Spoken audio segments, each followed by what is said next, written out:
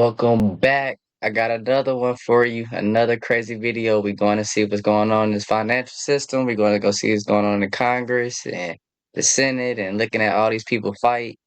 It's amazing. I love it. I can't wait to see, can't wait to show you. So let's go ahead and roll into it.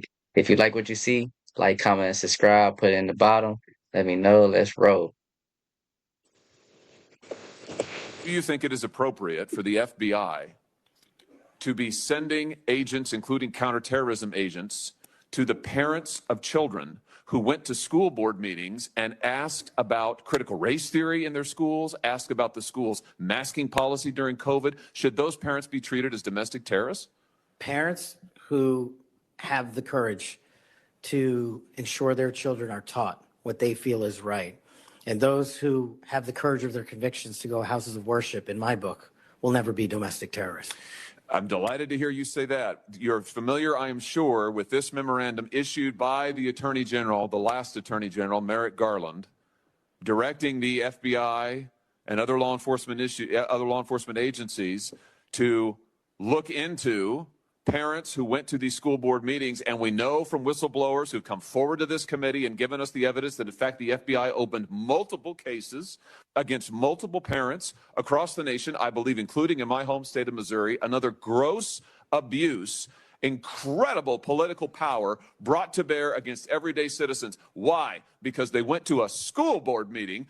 We have it. A whistleblower brought forward the list for us. He said then that only one field office had worked on it. Turns out we know from another whistleblower, multiple field offices worked on it. He said that it was never posted on the internal system. It turns out it was. We believe it's still in effect. Will you find out who was involved in this gross abuse of Americans' First Amendment rights?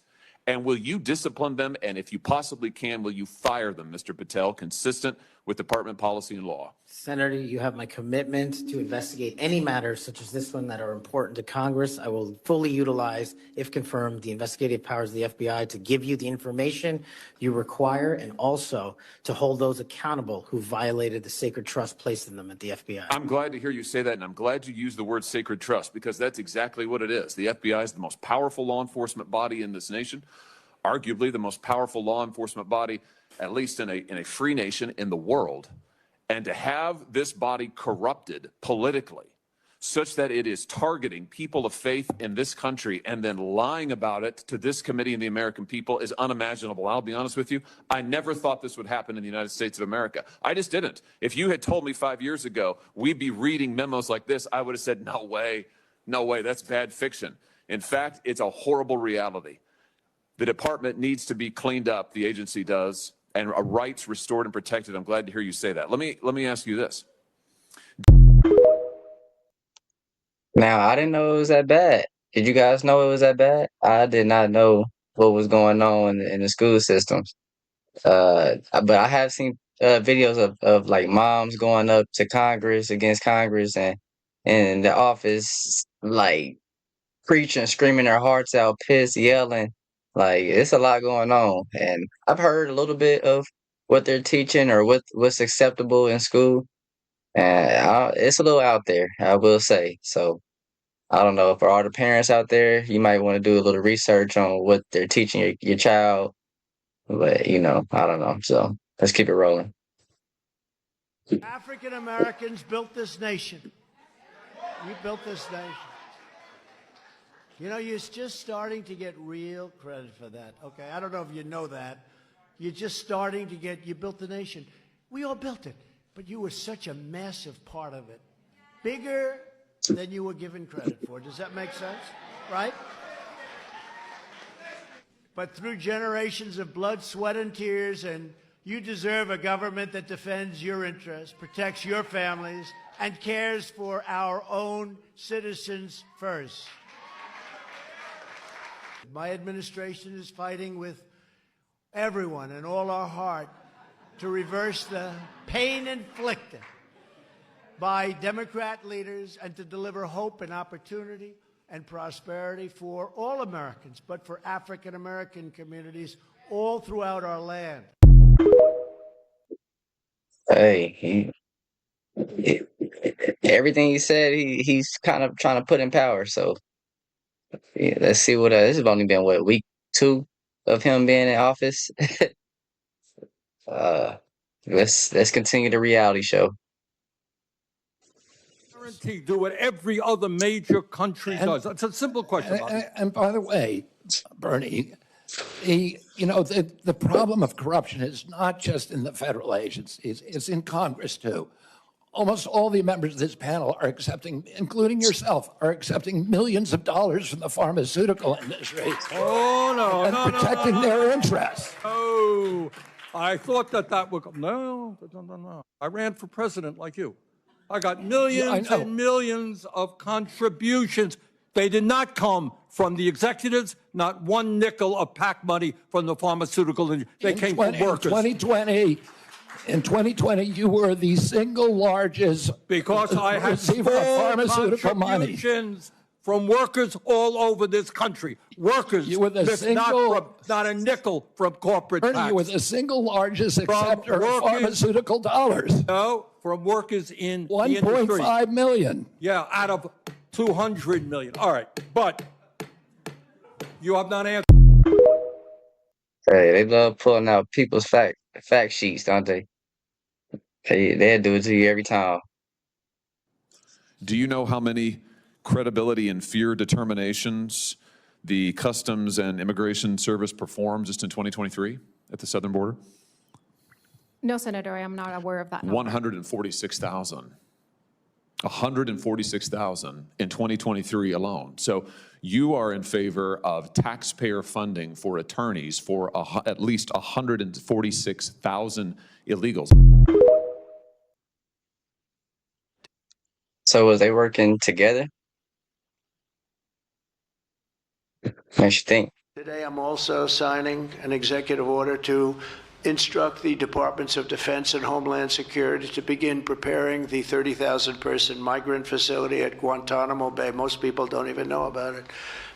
We have 30,000 beds in Guantanamo to detain the worst criminal illegal aliens threatening the American people. Some of them are so bad we don't even trust the countries to hold them because we don't want them coming back, so we're going to send them out to Guantanamo. This will double our capacity immediately, right? And tough. That's a tough place to get out of. Have you guys seen that place that they're building over there? At the new prison over there? It's huge. Now it's huge. They're not playing around. When random billionaires come out warning normal people, you know shit's getting weird. Just watch this shit. Let's just say the power grid goes out. I'm telling you, it's gonna happen. I know. Just do whatever you can to be ready for it. Some people are maybe saying, well, I don't have the kind of money. You guys got the money. This isn't about money. Okay, now you tell me. Didn't Trump just mention that in a speech? The big problem is we need double the energy we currently have in the United States. Can you imagine? You don't have to hook into the grid, which is old and, could be taken out. If it's taken out, they wouldn't have any electricity. Now, I didn't take it serious until one of Trump's random military friends explained what would actually happen to America. Everything that you know is done, and desperation kicks in. When the power goes out, there goes your water, there goes your food, there goes your heat, there goes your cooling, there goes your transportation. And then people start getting desperate. You see looting. Wait until you see what it looks like when they just want something to fucking eat because they haven't eaten in 3 days. They're starving to death. And when this happens, information is going to be the most powerful resource because nobody's going to know what to do. Which is why everybody in my family has one of these. How to build your own water filter. How to make your own solar power system. How to build a water heater because it's the winter time. How to protect your house against intruders. Preserving fuel. A survival garden. All types of shit. This is something that I think every single family should at least have one copy of, but it's already sold out once this month. So if you see the orange shopping cart somewhere down here, they might still be in stock. Hey, yo, we need to go back. Where's all my plant lovers and botanists out there? We need to take it back and get connected to the motherland. It ain't black men that let Kamala down. It was everybody the fuck else.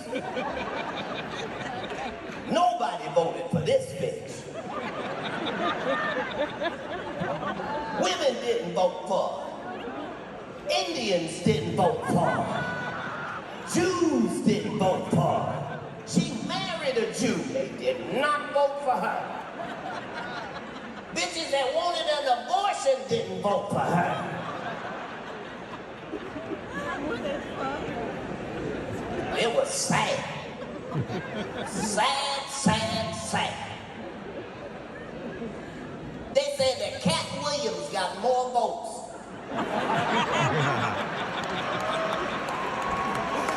I wasn't even running. So they just wrote me in. I don't know. I expected more of Kamala. It's one thing to get your ass whooped, but you still got to come out, man. She ain't even show the fuck up for her own. She left her own sorority out there in the cold.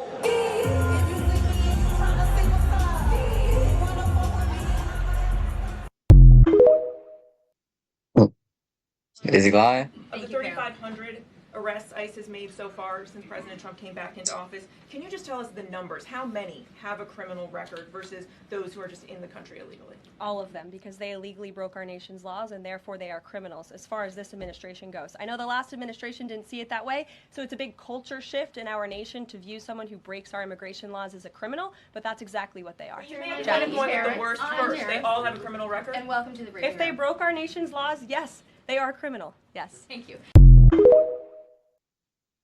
Hey, straight to the We're point. rich again, and it's going to happen very quickly. It's time for the United States to return to the system that made us richer and more powerful than ever before.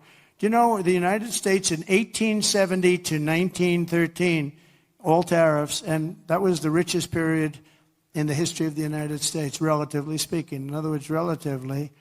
And they set up the Great Tariff Commission of 1887, and this commission had one function: what to do with all the money that we took in. It was so enormous that they had no idea. It was a blue ribbon committee. It was set up 1887, and what to do with all of the money that we had. And again, Teddy Roosevelt was a beneficiary, because when McKinley was killed, he took over this vast sum of money, and he did all of those national parks and all of the other things. And I'm not knocking him, but he was given a vast amount of money, and that was all made through tariffs. We had no income tax. The income tax came in 1913. As I said in my speech last week, instead of taxing our citizens to enrich foreign nations, we should be tariffing and taxing foreign nations to enrich our citizens. Does that make sense, right? Does it make sense, y'all? So that's all I have for you today. But what do you guys think? What do you guys think? It got a little juicy in there, but they're definitely trying to let us know what's going on. And, if you like what you see, like, comment, subscribe, put it down at the bottom, let you know, and I'll be back for more.